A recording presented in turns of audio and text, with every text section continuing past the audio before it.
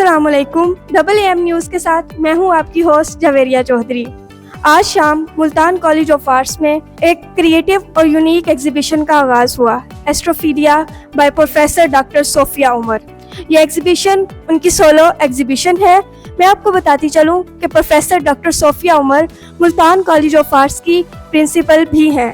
तो आए इवेंट के हाइलाइट्स देखते हैं और ऑडियंस से उनके रिव्यूज़ पूछते हैं।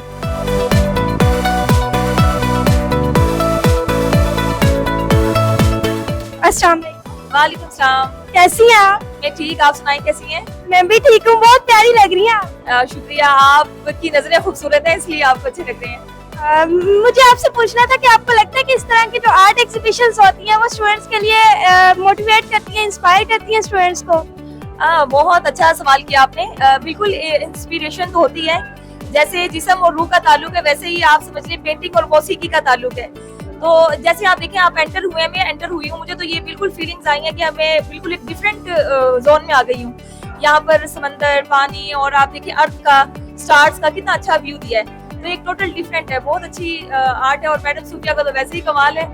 यहाँ पर ऐसी एग्जीबिशन होनी चाहिए, स्टूडेंट्स को प्रमोट करना चाहिए और देखने वालों के लिए भी ये बहुत अच्छा एक मैसेज है कि आप डेयर टू नेचर रहें तो आप बहुत अच्छे होंगे। तो आर्टिफिशियलिटी यहाँ पर नहीं है, कोई लुक आर्टिफिशियल नजर नहीं आ रही है आपको, जो बहुत अच्छी है। डॉक्टर सोफिया ने पैशन था पेंटिंग का और उन्होंने गवर्नमेंट का लाहौर से पहले शुरू किया पेंटिंग, वहाँ से फिर ये चली गई थी वहाँ अपना फ्रांस, वहाँ से इन्होंने 6 साल का कोर्स का PhD की और फिर इन्होंने अपनी ये बहुत सारी पेंटिंग बनाई हैं, बहुत खूबसूरत हैं।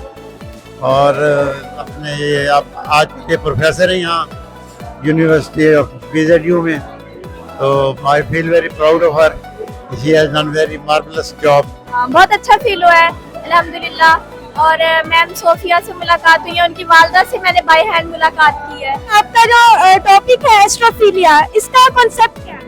बेसिकली मेरा अपना जाती एक मैंने अभी तक रिसर्च तो नहीं की, लेकिन मेरा एक जाती ख्याल ये है कि ये एस्ट्रोनॉमी से निकला है, एस्ट्रोफीलिया। जैसे कि वर्ड से ही आपको सेंस थोड़ी सी एस्ट्रोनॉमी की आ रही है।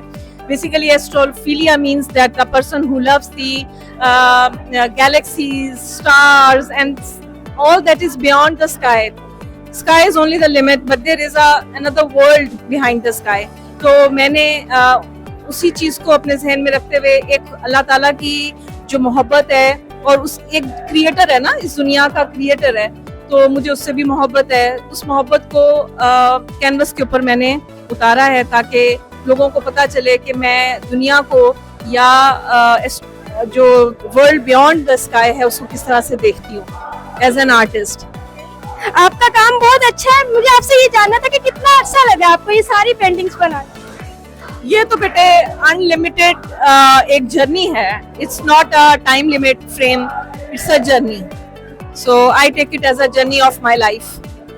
मैं आपसे आखिरी सवाल है कि आपको लगता है कि इस तरह की जो एग्जीबिशन है वो स्टूडेंट्स को मोटिवेट करती है, इंस्पायर करती है? मैंने ये पेंटिंग तकरीबन 4 साल के बाद की है और मैंने खुसूसी तौर पे इसीलिए की कि सब मेरा काम देखें, बच्चों को पता चले और अब एक एज अ बहैसियत उस्ताद बच्चे मेरे से इंस्पायर हों और इंस्पायर होके मेरे से बेहतर काम करें।